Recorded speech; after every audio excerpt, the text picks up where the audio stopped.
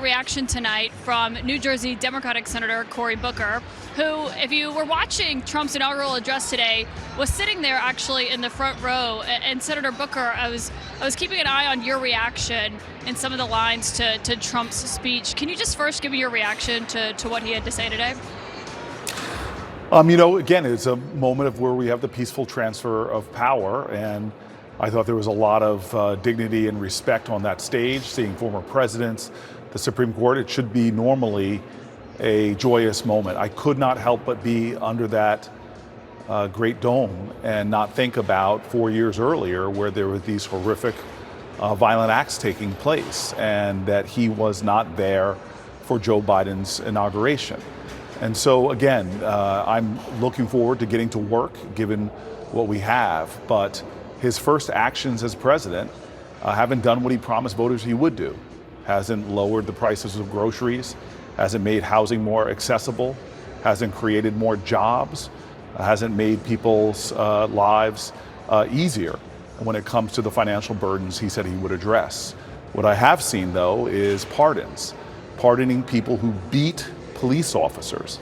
To pardon the person that beat Brian Sicknick from New Jersey, a Capitol police officer who would later die, succumb to his injuries, is to me a horrific act.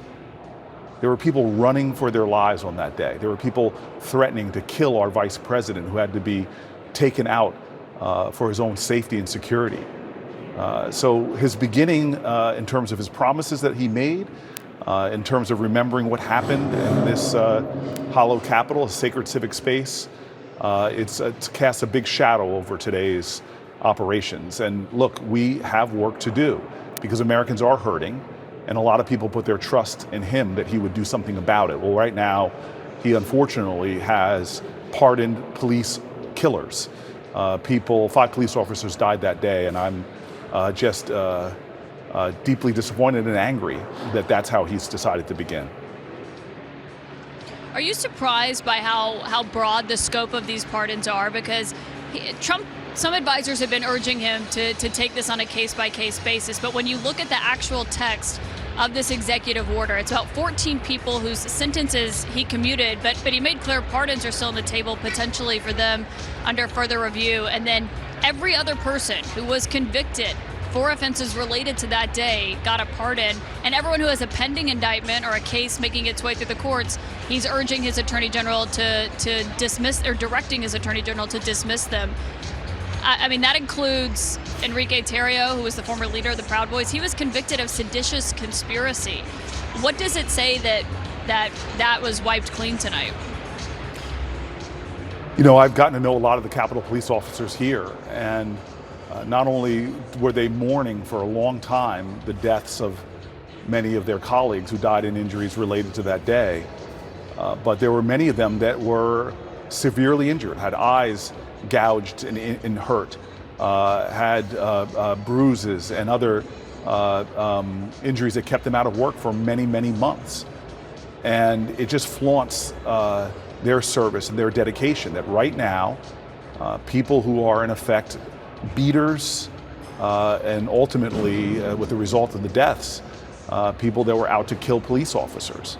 This is a stunning dereliction of duty, as well as an undermining of our justice system, because these folks were not put in jail by Joe Biden. These folks had due process. They were tried in front of a jury of their peers in open court, and they were convicted, as you said, many of them for years, for their violent actions against police officers, for their threatening, seditious threatening to overthrow the government of the United States of America. And again, I heard. Oh, go ahead. Can I ask you, because on that point, I want to get you to respond to this, because what I'm already hearing from people who work for Trump and are his allies is that there's really no leg the Democrats don't have a leg to stand on, because President Biden leaving today, issued a raft of pardons, including for his own family members and his sister and his brothers and their spouses, and then also for an activist, an elderly activist who is convicted of killing 2 FBI agents. Chris Wray did not even want him to commute that sentence that President Biden did today. They say that doesn't give Democrats an argument here to criticize these pardons. What is your response to that? I mean, I think that's the mistake we're seeing now, is people trying to reduce this to tribalism. This is not about Democrat or Republican. You know, Joe Biden pardoned a lot of people. Yeah, he should answer for that and explain what he did and his reasoning. But the people he pardoned, his family members, did not, before the naked public eye, beat police officers, try to overthrow our government, lead to the death of police officers, and have injuries, scars, both visible and invisible, on police officers that are still affecting their lives today.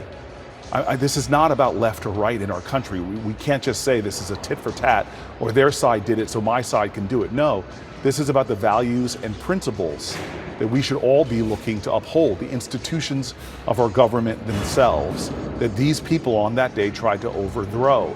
Let's stop with the rank partisanship. The President of the United States of America has just pardoned people who physically attacked, violently led to the death of officers like Sicknick, and we should be talking about that. Senator Cory Booker, thank you for your time tonight.